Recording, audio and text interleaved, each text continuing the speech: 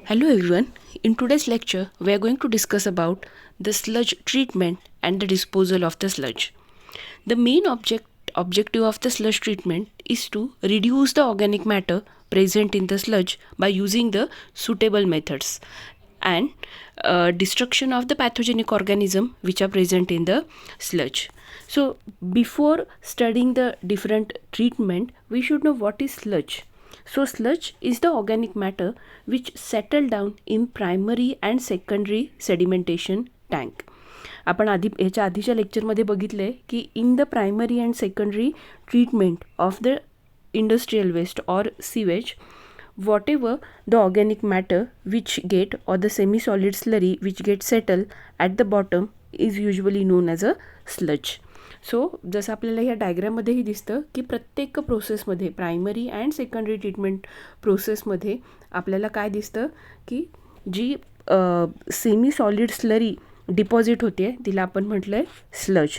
आता ही स्लज किंवा जसं इंडस्ट्रियल बाकीचं वेस्ट आहे तसं या ट्रीटमेंटमध्ये जनरेट झालेली ही जी स्लज आहे it mainly contains the some unused organic matter किंवा जे कंप्लीट डिग्रेड झाल्याने असं ऑर्गॅनिक मॅटर आहे, मायक्रो ऑर्गॅनिझम्स आहेत ते त्या स्लजमध्ये प्रेझेंट आहेत. So before disposal of that sludge should be properly treated. Completely त्यातलं ऑर्गॅनिक मॅटर रिड्यूस करून त्यातले पॅथोजेनिक ऑर्गॅनिझम रिमूव्ह केल्यानंतरच आपण ती स्लज एन्व्हायरमेंटमध्ये डिस्पोज करू शकते. किंवा अदरवाईज काय होईल, जर ही स्लज अशीच वॉटर बॉडीमध्ये किंवा आपण लँडफिलसाठी यूज केली तर it may contaminate the water body as well as it also contaminate the groundwater. So to avoid that hazardous effect, the sludge should be properly treated before its disposal. मग त्यामुळे कुठल्याही इंडस्ट्रीमधलं primary secondary treatment प्लांटमध्ये जी generate झालेली sludge आहे तिला कुठल्या मेकॅनिझमने treat केलं जातं ते आपण बघणार आहे.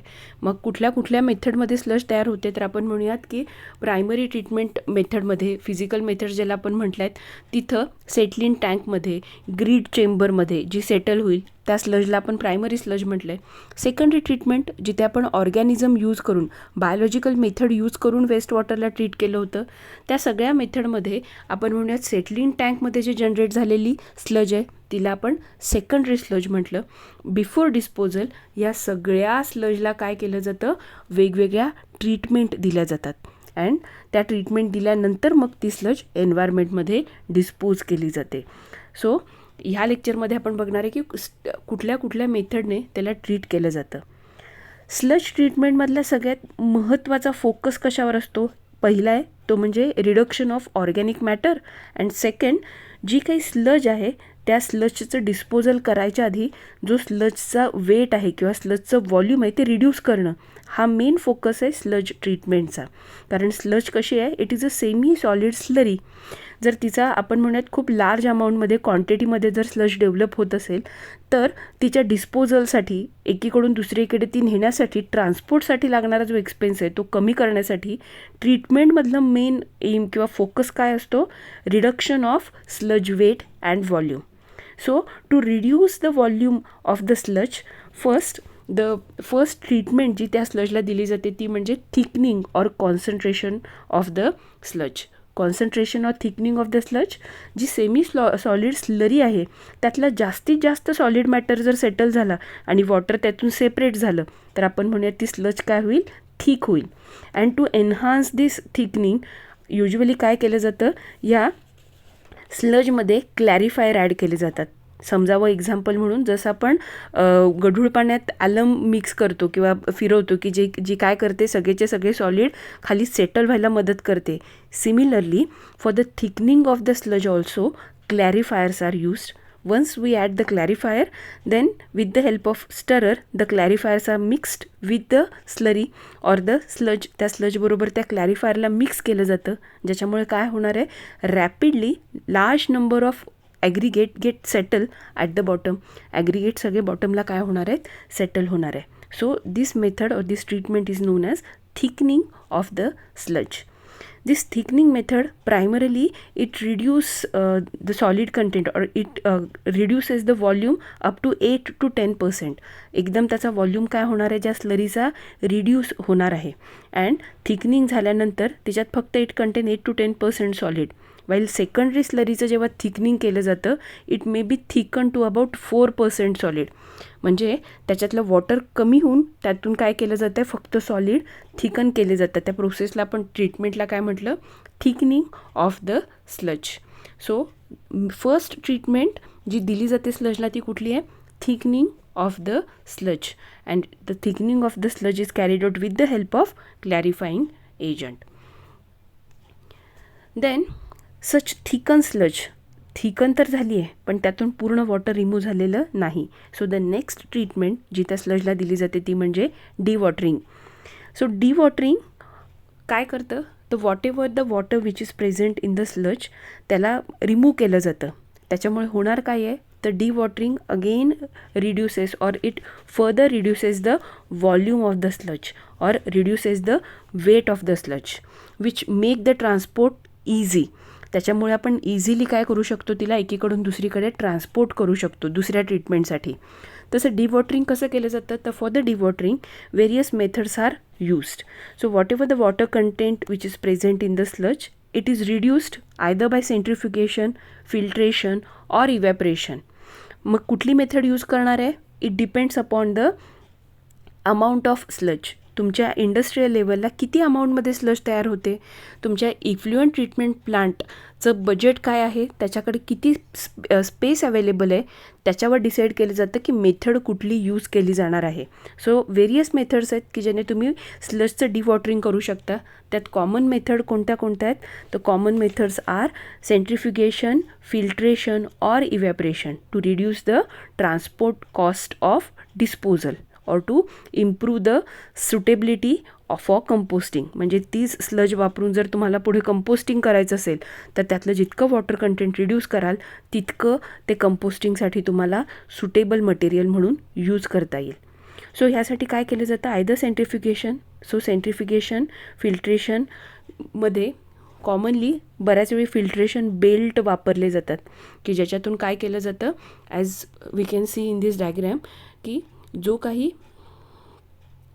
फीड आहे, फीडचा अर्थ काय, इथून आपण म्हणूया थिकन केलेली स्लज ह्या थिकनर बेल्टवर येईल किंवा डिवॉटरिंग बेल्टवर येईल आणि जशी जशी ती त्यातून पास होईल त्यातलं वॉटर काय केलं जातं, वेगवेगळ्या मेकॅनिझमने. इथं काय केलं जातं, सक्शनने त्यातलं जे काही वॉटर आहे ते रिमूव्ह केलं जातं की ज्याच्यामुळे काय होणार आहे, यातलं वॉटर कंटेंट रिमूव्ह झाल्यानंतर आपल्याला आणखी थिक झालेली स्लज मिळेल.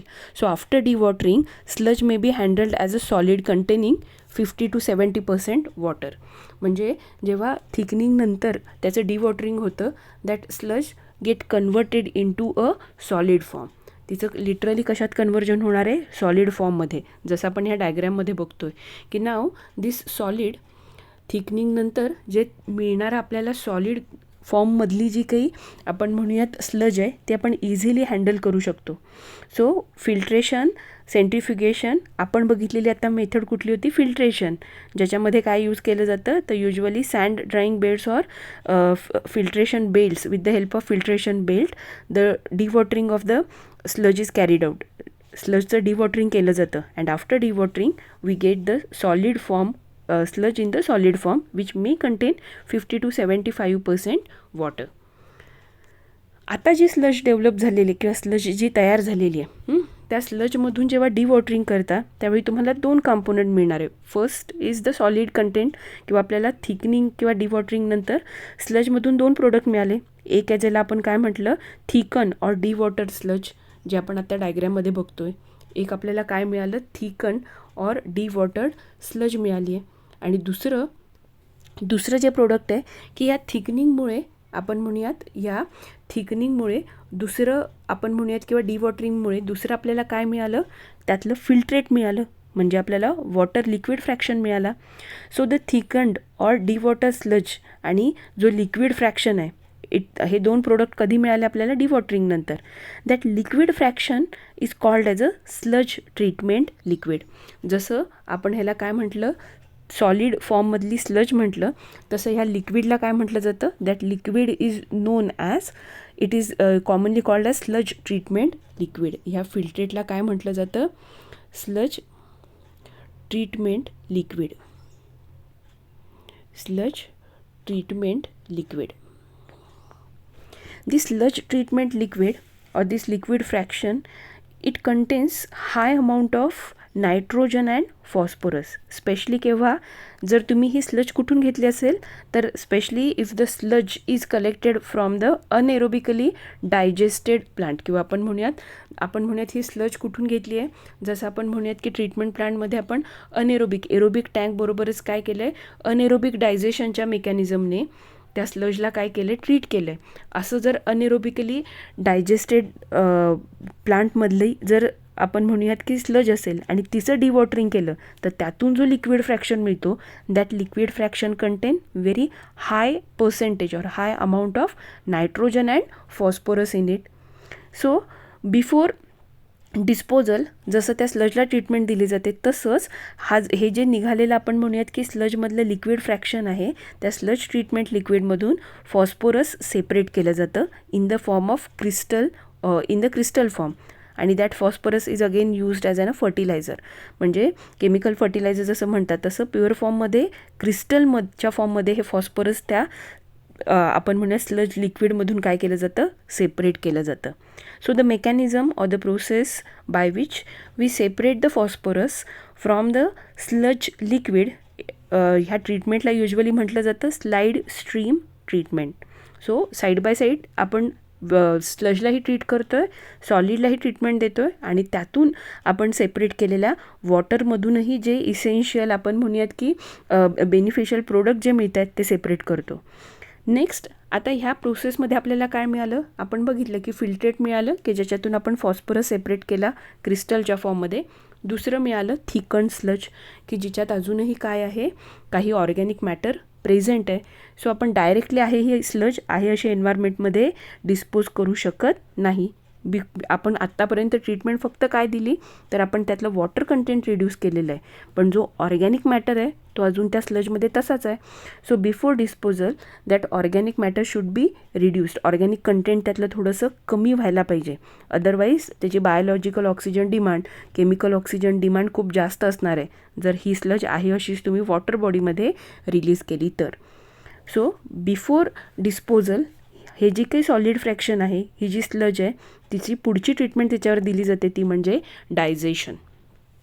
सो आफ्टर डिवॉटरिंग जसं आपल्याला या डायग्रॅममध्ये बघायला मिळतं आहे, आफ्टर डिवॉटरिंग आपण बघितलं प्रायमरी ट्रीटमेंट, सेकंडरी ट्रीटमेंट, नंतर जी जनरेट झालेली स्लज होती तिला तुम्ही पहिल्यांदा काय केलं, थिकनिंग केलं तिचं, त्यानंतर डिवॉटरिंग केलं आणि डिवॉटरिंग केल्यानंतर जी काही थिकन स्लज आहे त्या थिकन स्लजचं डायजेशन केलं जातं. डायजेशनचा मेन पर्पज आहे to reduce the amount of organic matter present in the sludge and reduction of the disease causing organism. दोन पर्पज आहेत डायजेशनचे, एक तर आफ्टर डायजेशन जे स्लजमध्ये प्रेझेंट असलेलं ऑर्गॅनिक मॅटर आहे ते रिड्यूस होईल, दुसरं म्हणजे स्लजमध्ये जर एखादा disease causing pathogenic organism present असतील तर ते रिमूव्ह करणं हे डायजेशनचं मेन पर्पज आहे. There are two methods of digestion. आपण डायजेशन दोन प्रकारे करू शकतो. There are two types of digestion. एकाला आपण म्हणतो anaerobic digestion and second is aerobic digestion. So anaerobic डायजेशनमध्ये काय होतं, anaerobic digestion is a bacterial process that is carried out in the absence of oxygen. डायजेशनच आहे, मात्र अनएरोबिक डायजेशन केव्हा म्हणणार आहे, when the digestion is carried out in the absence of oxygen. इथं कंप्लीट ऑर्गॅनिक मॅटर डायजेस्ट होत नाही, तर that in anaerobic digestion mainly the organic matter get converted into a biogas. Organic मॅटरचं conversion कशात होतं, whatever the organic matter is present it is converted into a methane or biogas, जो कशासाठी use करू शकताय, that methane is used as an a fuel or it is use to generate the heat and to run the engine. ह्याच्यासाठी आपण काय करू शकतो, तो मिथेन ऑर बायोगॅस आपण यूज करू शकतो. सो अनएरोबिक डायजेशन नंतर तुम्हाला आणखी एक बाय प्रोडक्ट मिळणार आहे. जर तुम्ही स्लजला अनएरोबिकली डायजेस्ट केलं तर तुम्हाला एक्स्ट्रा काय मिळेल, बायोगॅस मिळेल किंवा मिथेन मिळेल. Sometime this sludge is digested aerobically. Anaerobic digestion बरोबर डायजेशनचा दुसरा मेथड काय आहे? Sludge is digested aerobically. काय होतं एरोबिक डायजेशनमध्ये? Aerobic digestion is it is also a bacterial process like an anaerobic digestion, but it occurs in presence of oxygen. ऑक्सिजनच्या प्रेझेन्समध्ये झाल्यामुळे it carries out complete digestion or complete degradation of the organic matter. So whatever the organic matter which is present in the sludge, it is converted into a carbon dioxide. त्याचं conversion mainly carbon डायऑक्साईडमध्ये केलं जातं. जसं anaerobic डायजेशनमध्ये methane तयार होतो तसं aerobic डायजेशनमध्ये carbon dioxide तयार होतं. So aerobic digestion as compare to anaerobic digestion, aerobic digestion आपण काय म्हणूयात, कम्प्लीट ऑर्गॅनिक मॅटरचं डिग्रेडेशन होणार आहे. पण अनेरोबिक डायजेशनचा फायदा काय आहे की तुम्हाला मिथेन मिळणार आहे. एरोबिक डायजेशन जर आपण बघितलं तर comparatively aerobic digestion occurs much faster than the anaerobic digestion. Aerobic digestion anaerobic डायजेशनपेक्षा खूप फास्ट होतं. बट ड्रॉबॅक काय आहे तर aerobic digestion it required the aeration. म्हणजे त्या एरोबिक डायजेशन जर तुम्हाला करायचं असेल तर एरोबिक डायजेशनसाठी आपण म्हणतो की स्पीड त्याचा फास्ट आहे. अनेरोबिक डायजेशनच्या कम्पॅरिझनमध्ये एरोबिक डायजेशन फास्ट होतं. मात्र एरोबिक डायजेशन कधी होईल? जेव्हा तुम्ही ऑर्गॅनिझमला ॲम्पल अमाऊंटमध्ये ऑक्सिजन द्याल. So for the aerobic digestion the system requires the एरेटरची गरज आहे. And because for the aerator energy is required for the blower, pump, motors which are need to add the oxygen to the process. त्या प्रोसेसमध्ये oxygen add करण्यासाठी तुम्हाला काय लागणार आहे? मोटर्स लागणार आहेत, पंप्स लागणार आहेत, ब्लोअर्स लागणार आहेत. आणि हे सगळे काय करतात? ट्रीटमेंट प्लांटची जी कॉस्ट आहे, ऑपरेशनल कॉस्ट आहे, ती इन्क्रीज करतात. So operational cost of aerobic digestion is more as compare to anaerobic digestion. त्यामुळे एरोबिक डायजेशन की अनेरोबिक डायजेशन हे कशावर अवलंबून आहे? परत हा डिसिजन इंडस्ट्रीचा असणार आहे की किती अमाऊंटमध्ये त्याच्यात स्लज जनरेट होते, त्याच्यावर ठरेल किती एरोबिकली डायजेस्ट केली जाईल की अनेरोबिकली डायजेस्ट केली जाईल. दोन्ही सिस्टीमचे काही फायदे आहेत, काही तोटे आहेत. अनेरोबिक डायजेशनचा बेनिफिट आहे की त्यात मिथेन मिळतो, मात्र टाईम कन्झ्युमिंग प्रोसेस आहे. एरोबिक डायजेशनचा फायदा काय आहे की ती फास्ट आहे, मग ड्रॉबॅक काय आहे? ऑपरेशनल कॉस्ट जास्त आहे.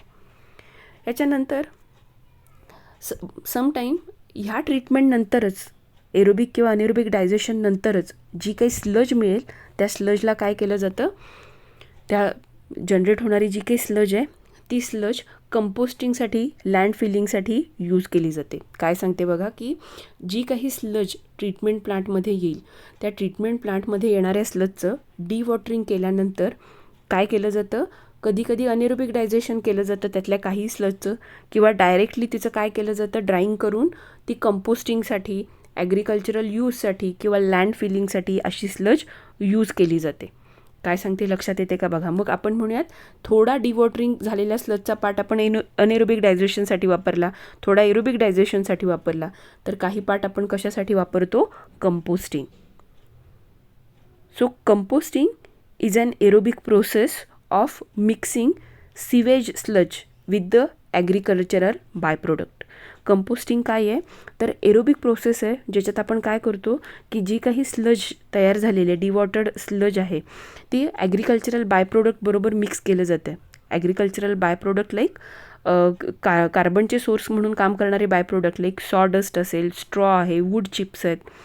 सो जे काही कंपोस्टिंगमध्ये प्रेझेंट असलेले आपण स्लजमध्ये प्रेझेंट असलेले आपण म्हटलेले की जे नायट्रोजनस कंपाऊंड आहेत, प्लस आपण हे जे ॲड केलेले ॲग्रिकल्चरल बाय प्रोडक्ट्स आहेत त्यातला कार्बन, ह्यांच्यामुळे काय तयार होणार आहे? जे तयार होणारं आपण म्हणूया जो स्लज आहे त्याला काय होणार आहे? कंपोस्टसारखं आपण यूज करू शकणार आहे.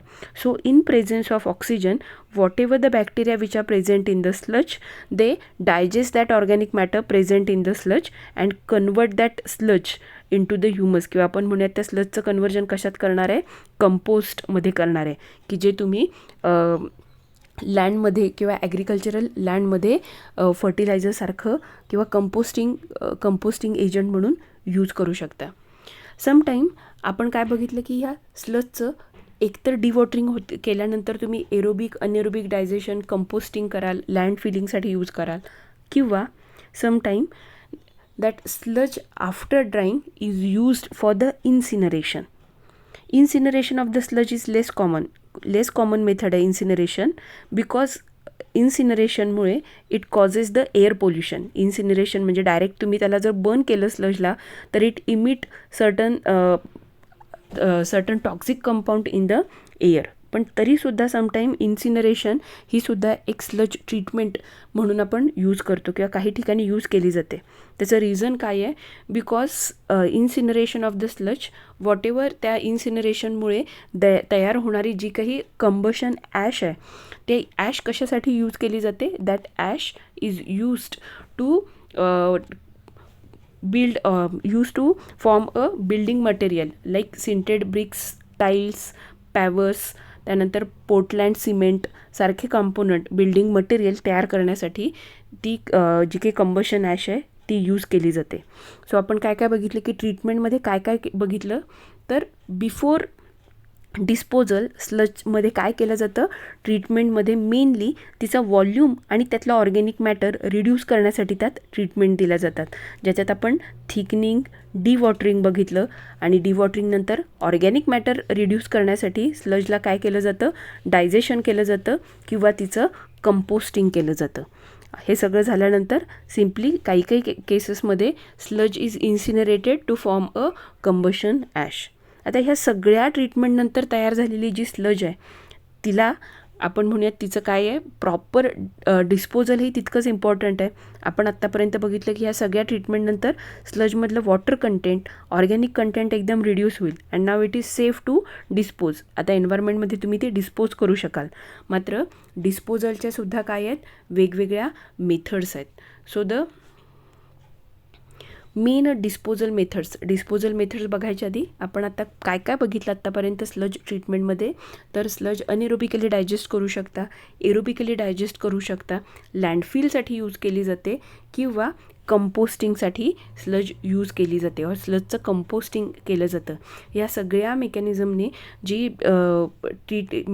ट्रीट केलेली जी स्लज आहे तिला मग आता प्रॉपरली डिस्पोज करण्यासाठी वेगवेगळ्या डिस्पोजल मेथड यूज केल्या जातात. So sludge, after all this treatment, sludge is disposed either in water or on land.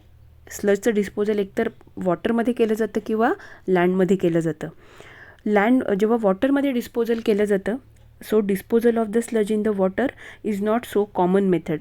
खूप कॉमन मेथड नाही आहे, because when you add the treated sludge in the water it contaminate the water bodies.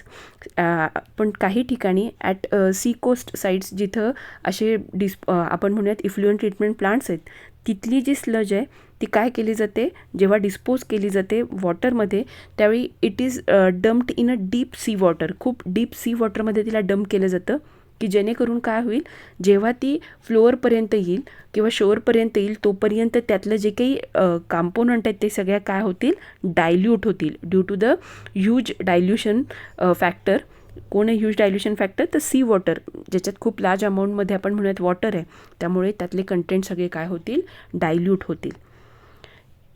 त्यानंतर disposal एकतर आपण हे वॉटरमध्ये बघितलं. Similarly खूप common method काय आहे? Such treated sludge is dispose on land.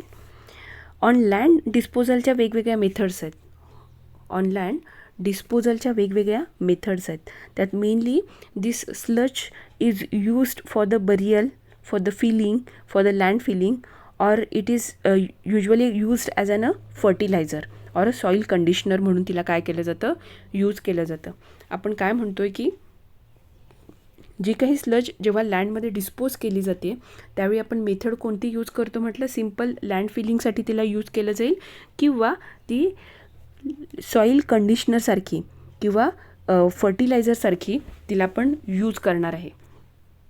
या सगळ्यांबरोबर आणखी एक कॉमन मेथड आहे की जी कम्प्लिटली डायजेस्टेड स्लज आहे it is used for the land feeling.